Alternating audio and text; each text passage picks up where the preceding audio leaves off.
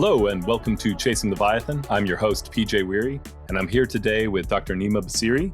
He is a social theorist, historian, and philosopher of the human sciences. He is an assistant professor at Duke University, where he teaches in the program in literature. And we're talking about his book today, Madness and Enterprise, Psychiatry, Economic Reason, and the Emergence of Pathological Value. Dr. Bassiri, wonderful to have you on today. Thanks for having me. I'm very happy to be here. So first question I always ask, why this book? What led you to this project, and why is this project important? Yes, that's a good and big question. Maybe what I'll do is answer the second question first. Why is this important, or sort of what is this sort of intervention that this book is trying to do?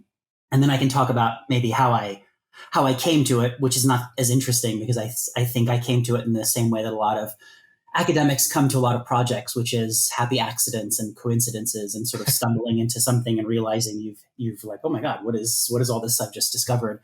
I know that most of your readers or viewers aren't familiar with the book, so I'll just do a very quick sort of schematic account of kind of what the book is, but organized around what I think is the intervention or kind of why it's important. And I'll even say that I think a lot of the potential significance of the book is wrapped around this term that you mentioned in the subtitle, pathological value, which is a kind of operative concept that runs through this book. And just to give you a little sense of what that term means, I'll say a couple kind of preliminary things. And the first is that a lot of what the book tries to do is to weave together two kinds of histories, a history of madness and a history of capital or capitalism.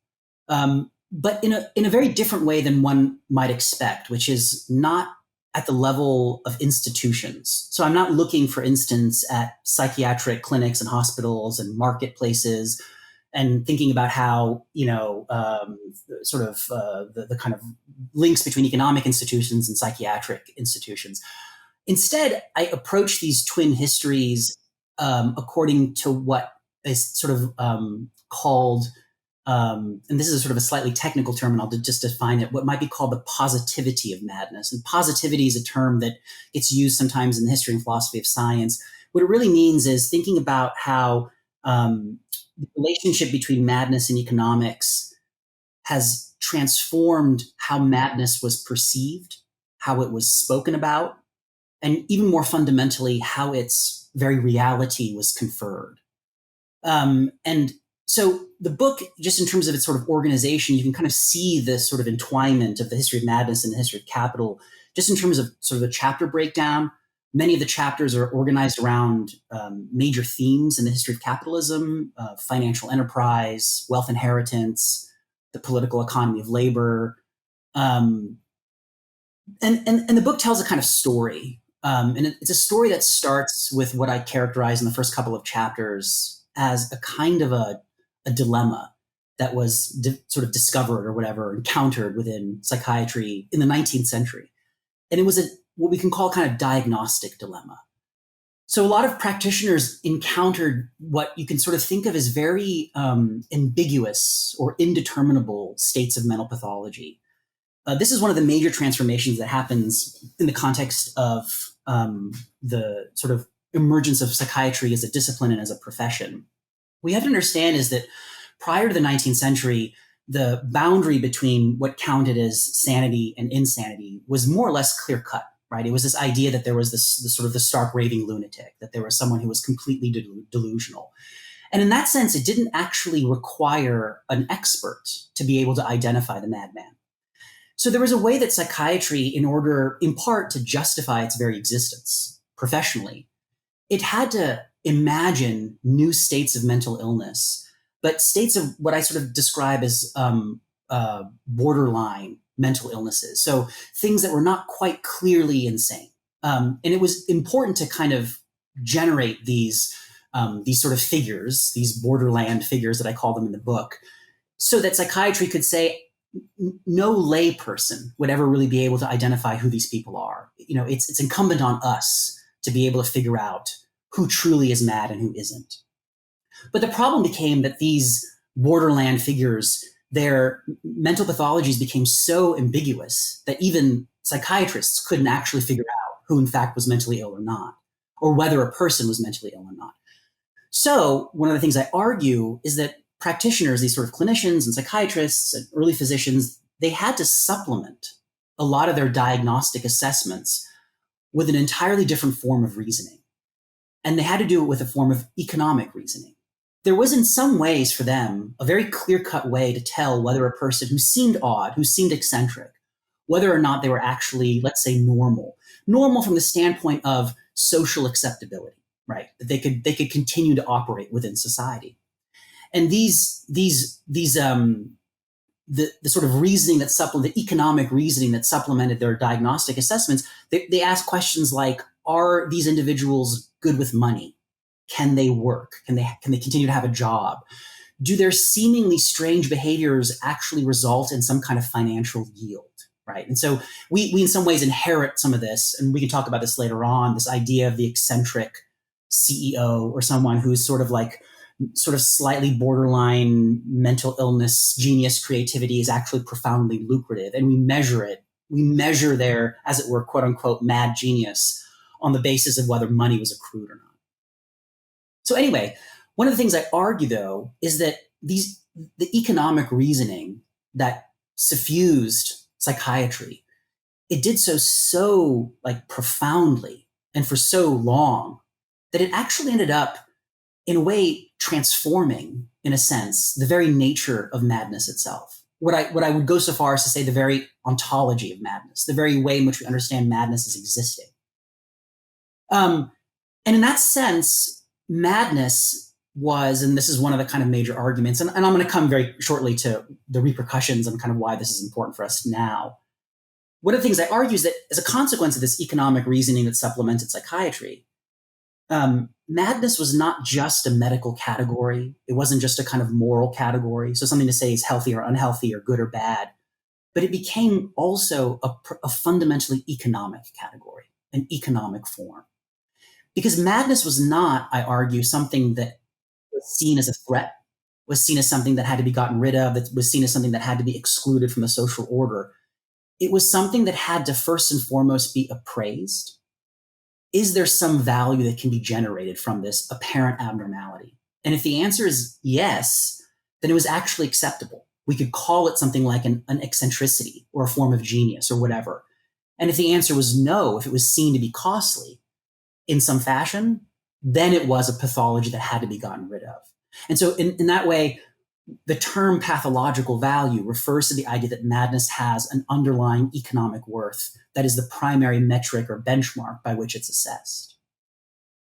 Now, the repercussions, I would say there's sort of three repercussions to this idea of pathological value. And I would add, too, that there should be something paradoxical sounding about the term pathological value, because value is in theory something we like, and pathology is in theory something we don't like. So that was very intentional to put these things together. And you see the sort of why this paradoxical nature of that term, it plays out in the kind of, let's say, three repercussions that I would sort of draw out. And you really see this in particular in the conclusion of the book. This is where I really kind of come down on this. The first idea, or the kind of first repercussion, is that I would argue that economic reasoning, or one of the sort of takeaways of this book, is that economic reasoning has suffused virtually every aspect of our lives and every aspect of our conduct, normal and aberrant alike. So there's no place where the economic has not permeated. Because if economic norms and economic reasonings can actually suffuse something as profoundly irrational as madness itself, there's nothing off limits, right? There's nothing off limits anymore. So that's the first, let's say, cautionary takeaway. The second, and this sort of just immediately follows, is that one of the things I try to do in this book, and one of the things I try and do, or have been trying to do in my research for the most part, is to think about a category like the irrational and analog concepts, like the abnormal, the pathological, as actually being incredibly productive and prolific categories. we have a tendency to want to say something is abnormal or irrational, and therefore it's not worth thinking about and should simply be excluded. We should just get rid of, a healthy society is one in which irrationality is removed. And what I want to say is that point of view fundamentally underestimates how prolific and productive and how, in a sense, valuable the very category of irrationality has long been. And so getting rid of irrationality from, let's say, the social order is all the more difficult because we actually want it. We need it in some ways. We have come to rely on it in very profound ways. And so related to this, the idea of the irrational as productive, as prolific, in that sense, as valuable. And so in a related kind of takeaway of the book is not only to think about how productive the irrational is, but how broad this concept of value is. That value itself is an incredibly diffuse, incredibly nebulous concept. It can mean value signifies economically, right? We understand economic value, but it also signifies moral value. And it signifies also medically, like there's a sense of medical values. And so the book is actually folding together all these senses of value to kind of draw out actually how maybe in a way we don't really understand the value of value, if I can sort of speak in that sort of vague terms like that. Okay, the final point, and then I can just sort of stop, is the final takeaway. Has to do a lot with forms of scholarship that I'm connected with, forms of sort of social theory and critical theory that are organized around critiques of capitalism. And it's not uncommon within critiques of capitalism. This is a kind of a pattern that we've seen from the Frankfurt School scholars in the 1930s and 40s, really up until the present, which is to think about capitalism as a kind of deep irrational form, right? It's contradictory, it's irrational, it's a form of madness. And then to sort of say, because it's so irrational, it will bring itself to its own demise, right? As if to suggest that pointing out the irrationalisms of capital is a sufficient critique. And so my response to this is that actually we don't fully appreciate how productive the entwinement between the economic and the irrational actually is. So that calling capitalism irrational is not going to do anything, because I think one way I put it in the book is that madness and capitalism have been, entwined in a kind of morbid dance since the 19th century. So capitalism is fueled by madness in a certain way, which is intuitive, but also I feel like it's not just a kind of like figurative statement I'm making. Actually, if you look at this connection between the history of madness and the history of capital, you see how kind of profoundly they're kind of interlocked. Okay, I'll stop there. I think I said a lot. No, it's awesome.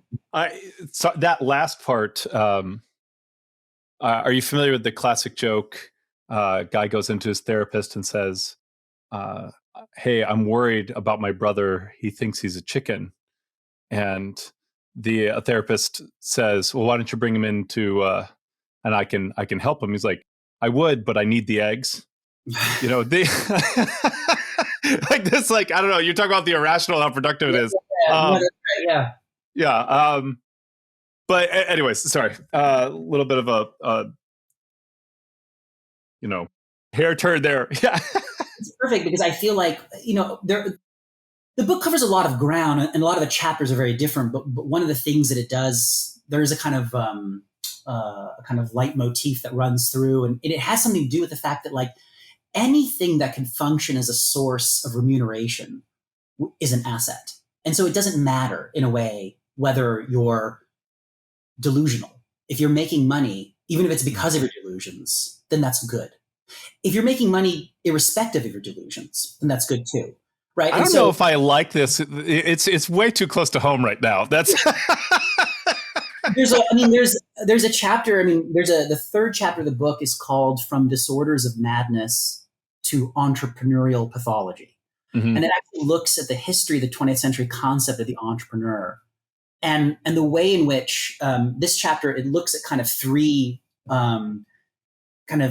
interwoven themes in the history of psychiatry. And the first theme is a very familiar motif, which is that modern commercial life is pathogenic. It's very traumatic. It causes people to kind of lose their minds. And that's a very common kind of claim that had been made within psychiatric medicine since the 19th century. But there are these two added kind of supplementary positions that we can also draw out from the psychiatric tradition. And they, in a way, they kind of neutralize that initial premise that commercial life can drive you crazy. The first premise that follows this is that many psychiatrists observe that, actually a person can be quite mentally ill, but still perfectly fine as far as being a kind of economic agent. They can still pay their bills. They can still go to work, that there's actually not an incompatibility. So even if capitalism makes you go crazy, that's fine. You can still be a good, right, economic citizen. And then the third premise, which is also something, and it's all in the book there, but the third premise is that actually sometimes a little bit of madness is actually good for business. So in a way, there's a balancing act between commercial life makes you crazy, but sometimes you need a little crazy to be good at commercial life.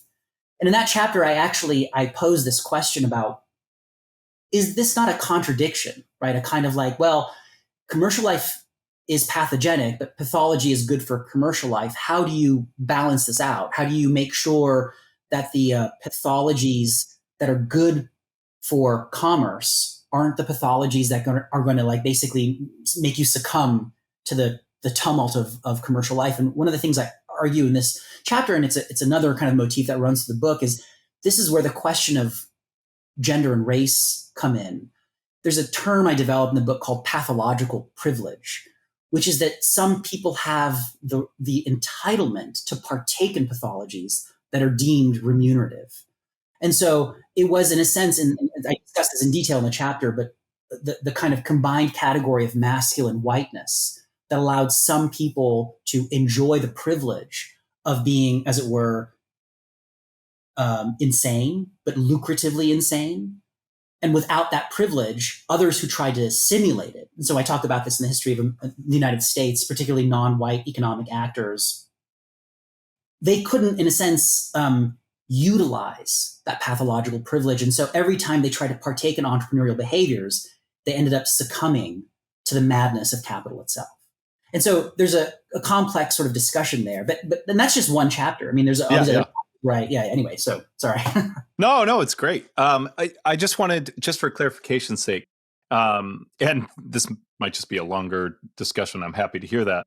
When you talk about pathological being productive, yeah, are you talking about that pathological as the category, or pathological as its use and practice in individuals? So it's useful for individuals to be pathological, or it's useful for capitalism to have this idea of pathology that it puts on people, or is it a combination of those two? Right. I would say it's the latter first, so that pathology has prolific possibilities. And so it's like, if there's an operative dichotomy in my book between how we think of something, how certain states of mind can be remunerative or lucrative, the dichotomy isn't whether the mind is healthy or whether it's disordered. The dichotomy is between two styles of being disordered. Is it disordered in a way that's considered an asset, or disordered in a way that's considered a liability? Yeah.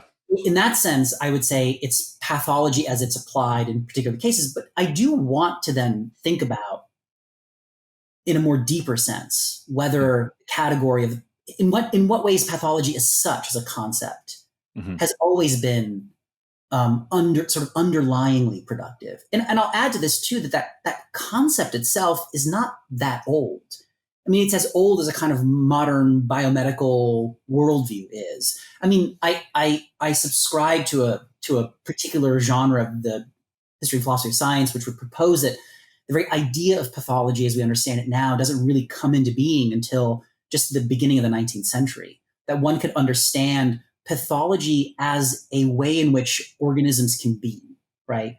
And so, and it corresponds to just when psychiatry comes into being. So, and it also corresponds to when, more mature forms of capitalism come into being. So if you want to look at this in a larger kind of historical light, we have pathology that the thing is, pathologies are seen as like inevitabilities of the living being. I mean, this is the thing we have to understand, right? I mean, pathology or some kind of pathological state, whether it's a cold or a disease or a broken bone, these are inevitabilities, right? These are not things that we can just remove. I mean, I think within the past maybe 40 years in the context of North Atlantic biomedicine, we've seen the rise of what's called preventative care. And preventative care tries to suggest that actually the healthiest way of being is to never succumb to an injury or to an illness, to just take some kind of medication and just never have anything at all, as opposed to thinking about pathology as a perfectly normal state. Being healthy doesn't mean never falling ill. Being healthy means falling ill, but then recovering, right? So pathology's built, it's sort of sutured into what it means to be a living being. So it's become a profoundly sort of central way of existing in the modern world. And I talk about this a little bit in the book, but there's a way that the concept of pathology and all these other related concepts that really define the modern era go hand in hand. So what does it mean to think about a society, not an organic being, but a society as also having inevitable pathologies, right? The pathology is inevitability of social life and political life, as is something like politics and capital. Like, how do we intertwine these things? And so in that sense, I would say it's not just some instances of pathology that can be seen as valuable, but that pathology as such. Another way of putting this too is if you were to say that pathology is inevitable, but then every time it happens, it's dangerous. I mean, that's a really troubling world we suddenly live in, rather than to say something like, if we can assign some value to pathology, given how inevitable it is, that's actually a better way of framing something like. So does that make sense? The assigning value to pathology is not necessarily a bad thing. In fact, I mean, it depends on what value. It depends on what value you're giving it. Yeah, and I think that that's something to really sort of take seriously. I mean, but you see instances of this, right? I mean, so it's like one of the differences between, let's just say, sort of psychoanalysis and psychiatry. And, I always vary in terms of like how strongly I want to lean into there being a stark difference between these two kind of fields. But at least for Freud, there was a stark difference, at least between psychoanalysis and at least some normative psychiatry. One way of describing this is that a psychiatric standpoint would imagine that any kind of abnormality is a problem. Whereas a psychoanalytic standpoint would say that abnormalities are inevitable. There is no such thing as a normal person. There's always some kernel of pathology, right? Whether it's like these ordinary psychopathologies of everyday life, right? There's never not. I mean, this is like a Freudian claim, like we're all in a way neurotics. No one's not neurotic it's to some degree. And so there's instances in which, but you also, by the way, I should add too that for Freud, he wants to make this stark distinction between what he's doing, what all of psychiatry does. And that's actually not entirely true. There's a lot of other psychiatrists who are making similar claims at around the same time. But of course, he has to speak in these sort of stark terms. But that's one instance of somebody saying, look, the pathological is inevitable and it's everywhere. It haunts every aspect of our life. And so it makes sense to me that it would then be suffused with a value function. Because if it's everywhere, why not try and profit off of it? Does that make sense, right? So a couple questions. But the first one, I was going to ask you this anyways, and then the way you said, I subscribe to a certain view of the history of science. How much of an influence, if it was, perhaps it wasn't, but how much of an influence was Foucault's History of Madness on your work? Yeah, I mean, I mean, what's funny is it's not so much actually that book, weirdly. That makes sense. Yeah. It's later Foucault that is much more present. I would say later Foucault and a certain tradition of French, what's called historical epistemology that kind of runs through the book. I mean, I make it quite known. I mean, I describe methodologies in the introduction. And so, I'm not hiding anything. It's definitely there. And there's a longer conversation I could have about how much and kind of a late Foucault is present in the book, especially kind of in the conclusion of the book. So no, Foucault is a very formative thinker, as are other maybe less known, I don't know, kind of less known figures. Another philosopher of science, historian philosopher of science from the French tradition is Georges Canguilhem, who wrote this book in the 40s called The Normal and the Pathological, and he was a major kind of figure and was also a mentor to some degree for Foucault when he was writing History of Madness. The way that Canguilhem will describe pathology and pathological forms is profoundly like formative for me. And I don't hide it in the book. It's quite present, and I go into quite a bit of detail about it. Yeah, it's funny because when I talk about this book to people who aren't necessarily in the kind of history of the human sciences or psychiatry, the frames of reference that people tend to have with respect to psychiatry, it's either Freud or Foucault. And so I always say, where's Freud? Because it's a like they want a position from which to understand the book, and so I'm used to it. It's good that you ask. Yeah. And then, yeah, even as you're kind of talking through all this, how important is it that at the start of this, in the first chapter, you're kind of talking about how a lot of this work in providing economic value to pathology comes from a provisional economic hermeneutic. How influential do you think it was that it kind of from the beginning, at least from what I'm reading, and maybe I'm incorrect here, but that it's provisional, that they're kind of, it feels a little bit on the fly, that they are feeling this gap, and so they're filling it instead of providing a systematic analysis that then, does that make sense? It makes total sense. And I actually think, I mean, you're hitting something quite right on the mark here, which is that it was really important for me to describe what's happening as not a concerted effort to take ideas from economics and transplant them into psychological medicine, but to suggest that this is a strange way of putting it, but there was a possibility of making sense of the social world, which was underlyingly economic in nature. So when psychiatrists were reaching for some interpretive frame, they inevitably reached for an economic frame. Because the question that they were asking, and I think this is really key, asking about whether or not a person is sane is a very tricky kind of question to ask, because it does result in this, well, what do you mean exactly by sane? And I actually think that the answer of like, well, are their minds rational, was not actually that important. And I know this sort of sounds kind of weird, but rationality is not actually what we demand of one another in social life. What we demand is propriety. Yeah. Are your behaviors proper? Are they conventional? Are they acceptable? And so the question becomes, if I were to grasp, like, what are the benchmarks for propriety? It's not about treating people well. You don't have to treat people well. You just have to not injure them, right? How do I know if someone is acting correctly?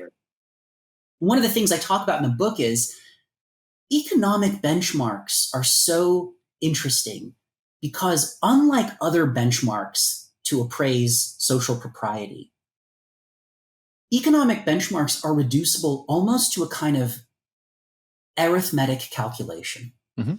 Is money being lost or not? Right? Are you able to work?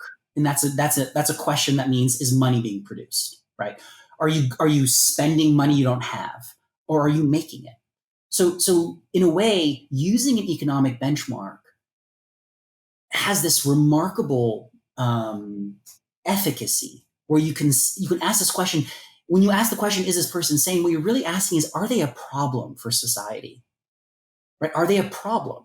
And what's interesting is, like, I think in the introduction, I cite a very well-known British mid to late 19th century British psychiatrist, Henry Maudsley. And one of his, he wrote these, often these very sort of not public, but sort of popular science books. And in one of them in 1895, he has the first chapter is called What is Insanity? And you'd think he would have some kind of hyper physiological or medicalized definition of it. And I talk about it in the introduction, but one of the things he says, which is so remarkable, is he says insanity is when somebody is no longer in harmony with the rest of society. They're off somehow. They're not in sync somehow.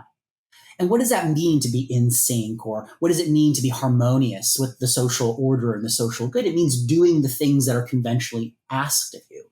And what are the things that are conventionally asked of people within civil society? Well, economic things tend to be the most prominent ones.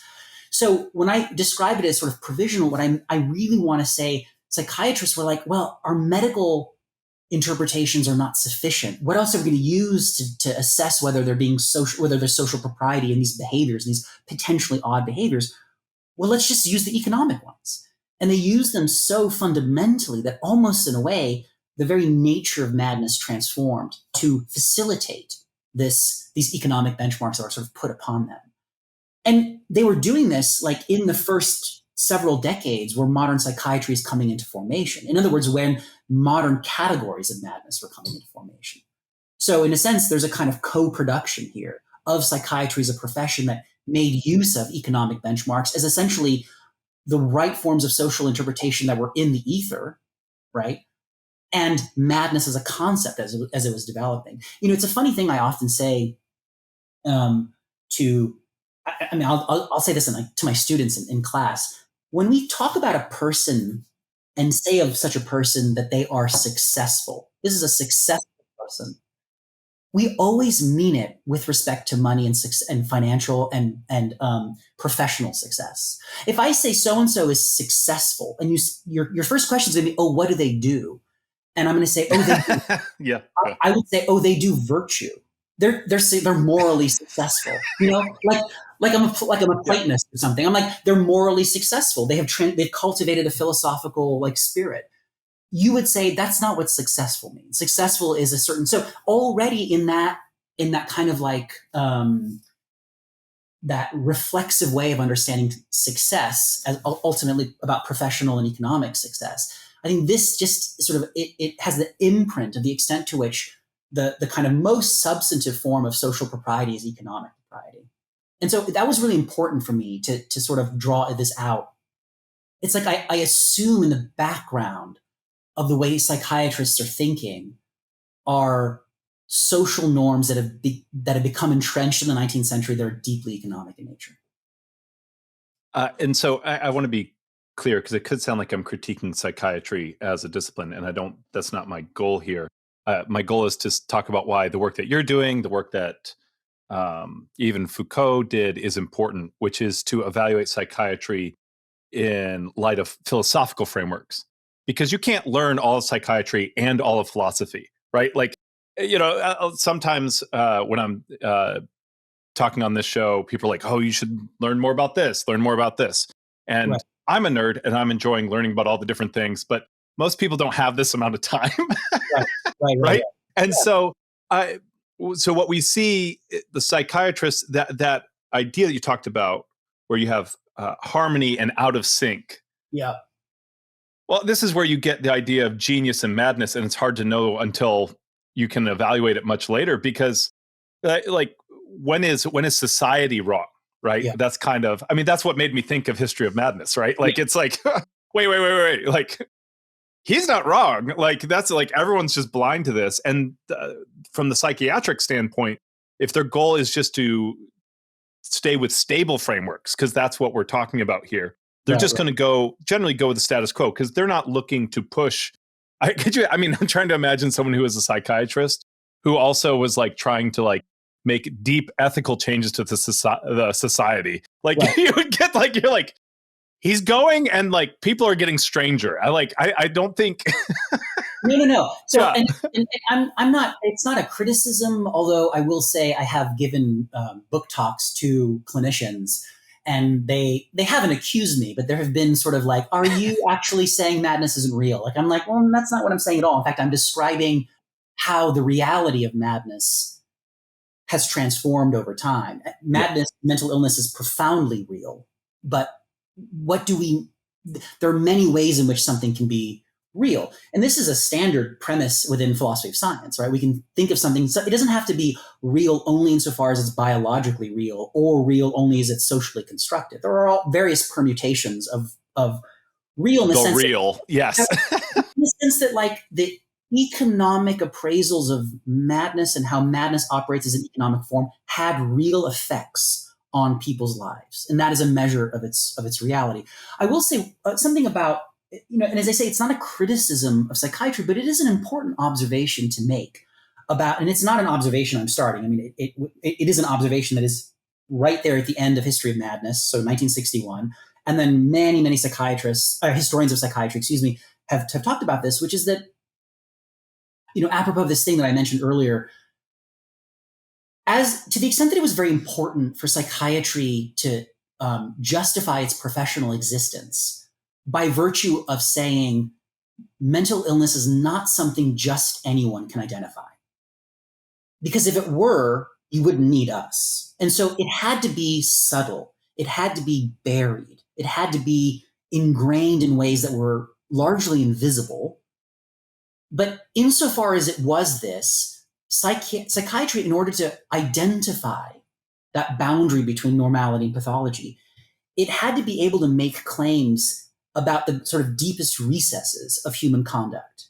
And so in that sense, it wasn't just about assessing whether or not delusions or delusional states were abnormal, but became assessing the normalcy or the health of what you might think of as more ordinary states of interiority, like emotional regulation, for instance, or the extent to which, what I'm suggesting here is that psychiatry or psychiatric reasoning has come to pervade every aspect of our interiorities, because our interiorities are like nothing's off limits in that sense. And so, there's a reason why, something like the duration in which one grieves for a loss, right? There is a right amount of time to grieve. If you grieve beyond this time, now you're in a pathological state.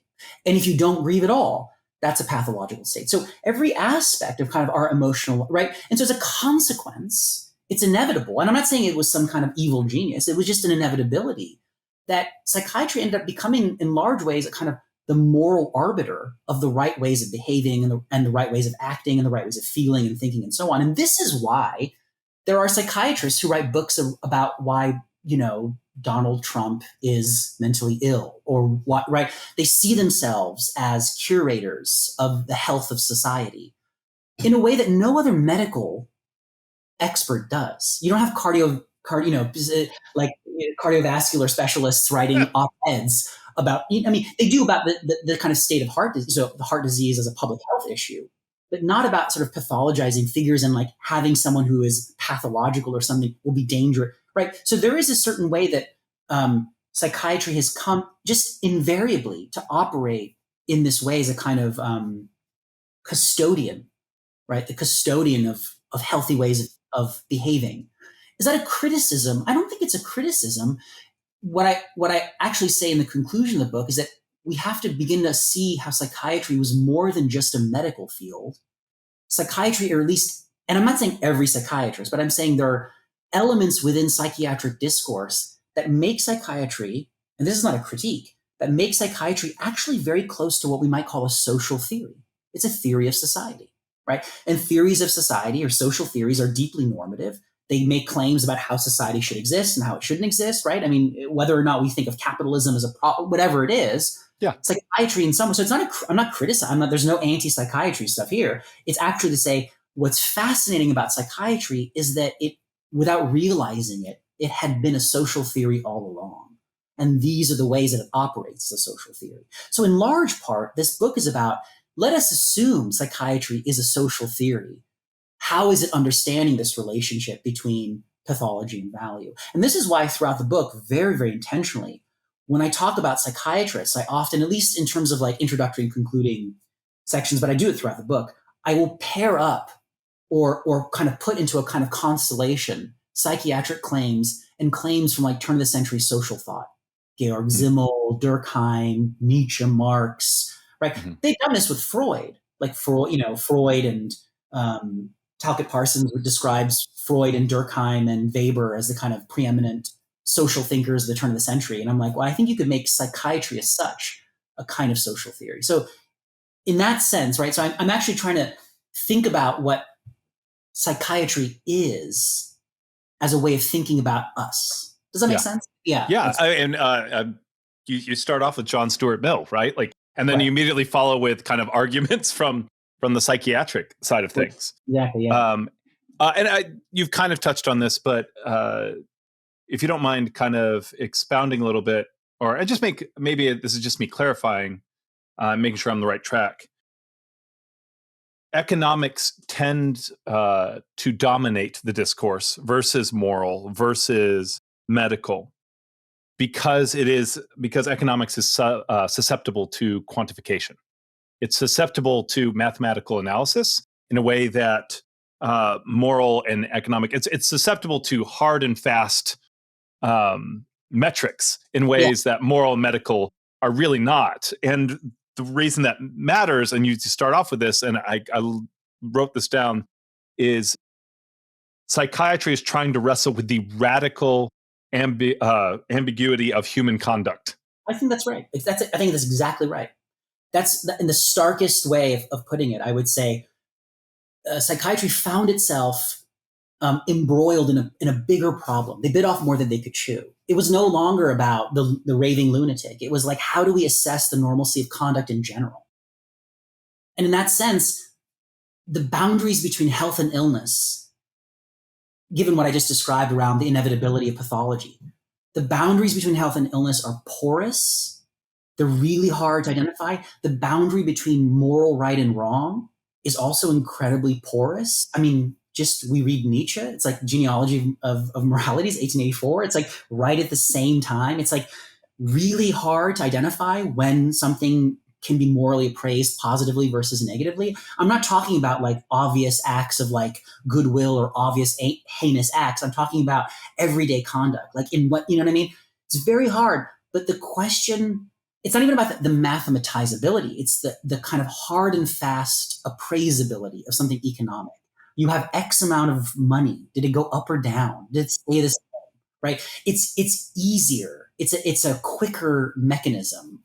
And I think I'm by the way not making a claim about economics as such, because a historian of economics might say, well, actually economics doesn't operate that way. And that's good and fine. But it does operate that way as a social logic. And so when I talk about economics, I'm talking about economics the same way I'm talking about psychiatry, as a social logic, as a kind of social theory. So economics is a social theory, psychiatry is a social theory, and as social theories, they interweave and they produce these remarkable consequences that I think bear into both psychiatry and also into economics. I have a whole discussion around Joseph Schumpeter's conception of the entrepreneur. And he's not really reading, I don't think, as far as we know, any psychiatric writings, but I show the remarkable, like there's this like shocking mirroring between how he's describing the early 20th century entrepreneur as this creative demonic genius who's actually, as he says, irrational, but productively irrational, and claims that are drawn right out of sort of psychiatric thought. So there's this kind of historical correlation. So it's as social logics that I'm interested in thinking about these things, because I think economics and psychiatry have more of a bearing on you and I as social logics, rather than in terms of the actual nuances, right, of psychiatric thought or economic thought. Can you expound on that a little more? And I understand this might be beyond the bounds of your book, and if you're not comfortable answering it, that's fine. Can you talk a little bit about this kind of the history of the entrepreneur? Kind of this. You have this title, "Disorders of Enterprise to Entrepreneurial." I own my own business, and so I mean, the algorithm bombards me with like hustle culture stuff. My wife loves watching Shark Tank, which drives me crazy. So I'm really interested in this particular thread. So, I mean, it's not beyond the remit. In fact, that chapter goes into it in a great sort of in a lot of detail. And I'll say I'll be very schematic while performing the function of plugging the book and hoping people read the book. Because it is, there's the detail there, and it's a lot of material that I think is really helpful to kind of think about a lot of this.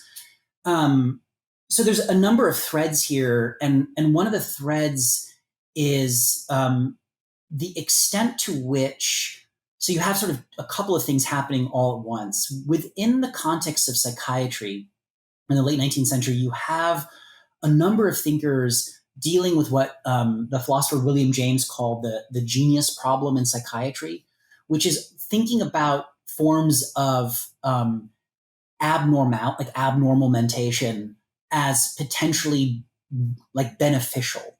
Because in a way, what was so fascinating for a number of psychiatric thinkers, insane people, so madmen, and geniuses, they shared something in common. And what they shared is they both broke with convention, right? That's what demarcates both of their minds. They both break from the conventional. And in fact, Max Weber, the German social sociologist, had this interesting, and I talk about this in the chapter, had this interesting discussion around the notion of innovation in society. And for him, what is innovation? Well, innovation is breaking away from the customary flow of the social. And it demands, Weber says, some form of abnormality, right?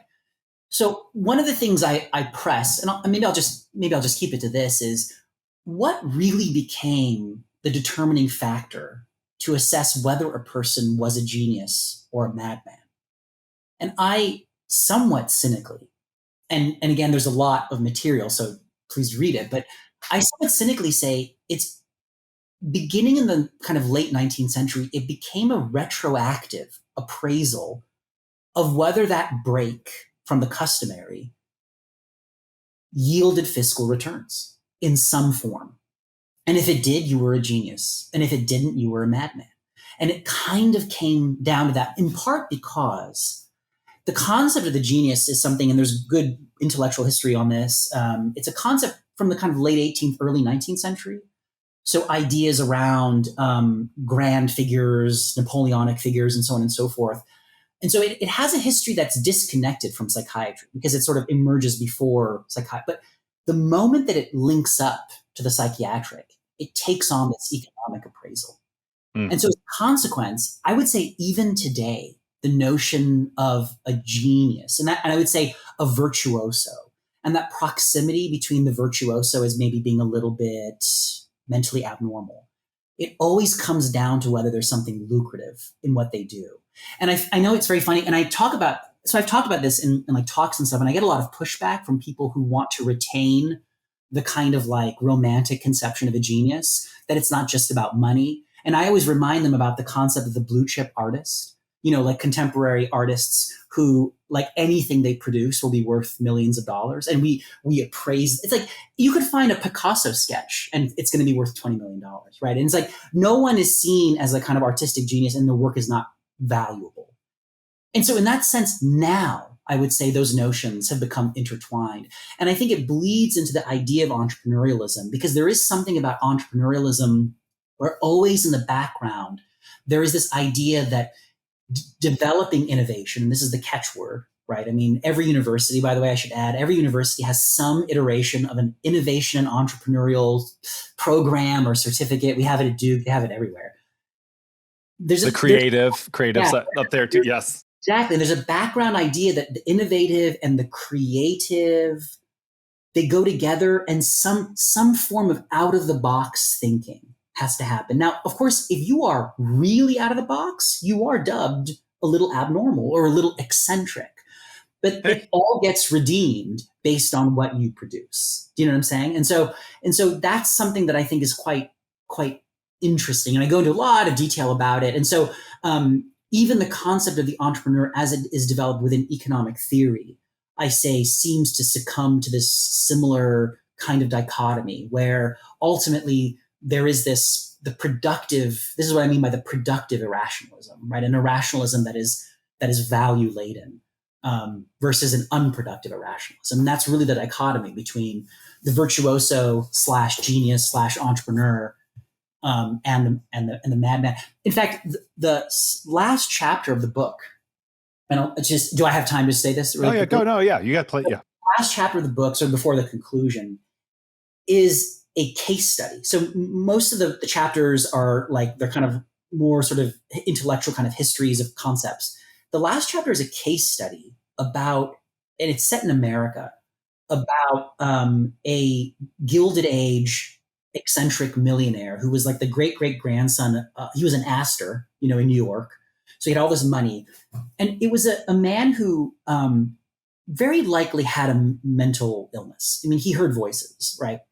Except he was convinced that these voices were actually a lucrative asset. They were like some kind of mental technology that would allow him to have a certain kind of oracular or prophetic connection to business markets. And I described how he ran these tests on himself, like the voices. He called the voices the X faculty.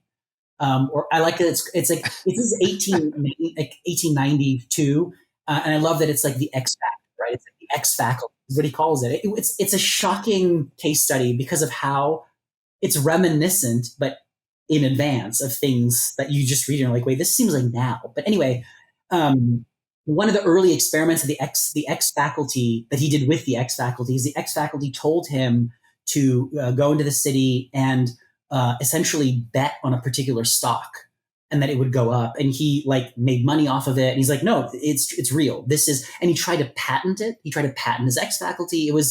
It's a kind of remarkable. This is all happening before economic theorists are talking about entrepreneurs as these irrational, demonic, Napoleonic figures. This gentleman who I talk about, his name was John Chandler, but he changed his name because it was a more oracular version he had in mind or whatever. Anyway, he thought he was the reincarnation of Napoleon. I mean, there's all these like echoes that are quite remarkable.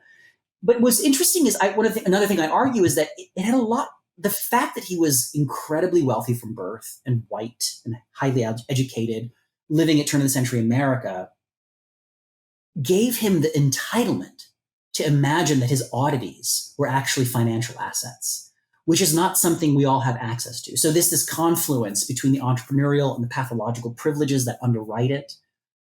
He is a kind of entrepreneur par excellence, right? And what's funny is actually, I mean, one of the things that he invested in was he invested in Southern Textiles in the 1890s. He was a New Yorker, but he invested. And there's a whole story. His family was really upset with him. They had him committed.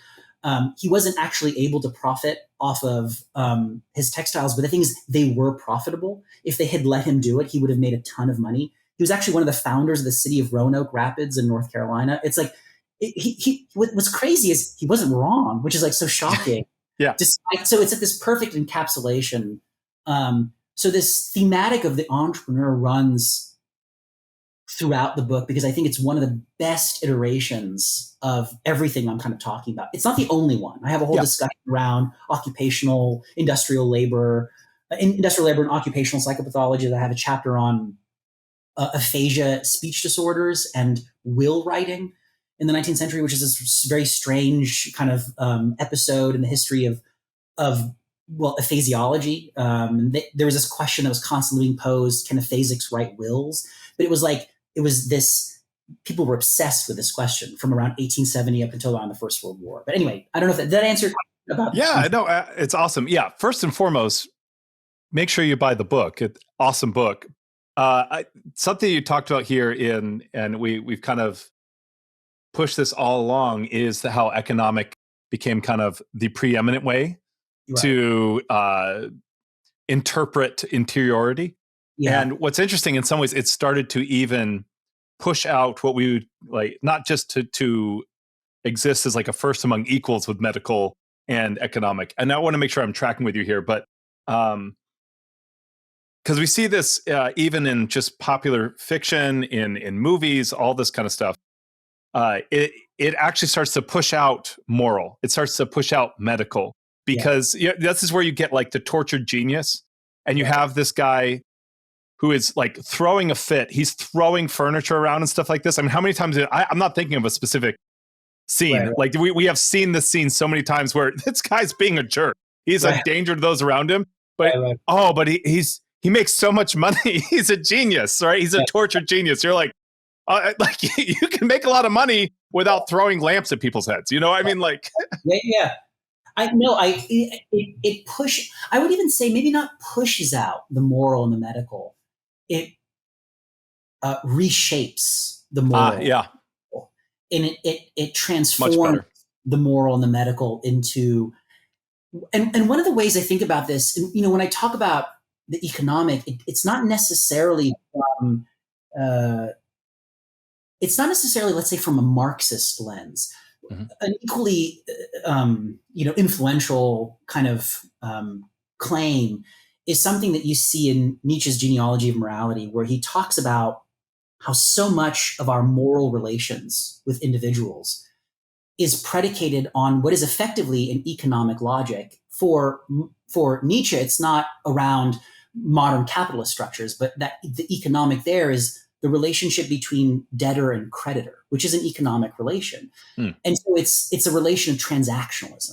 So transactionalism suffuses so much of our kind of everyday lives. And so I talk about this quite a bit too. Like, what does it mean when moral categories and medical categories get very surreptitiously reshaped into very subtle economic structures or economic categories? What happens to like morality when we often act in moral ways because we're largely trying to accumulate some sense of moral capital? Right? I want to look like a good person. I want you to think I have a lot of moral stock, right? I perform my morality in the same way that a wealthy person might perform their wealth. Or I might even perform my health in a way that a wealthy person performs their wealth. That there are these contaminations.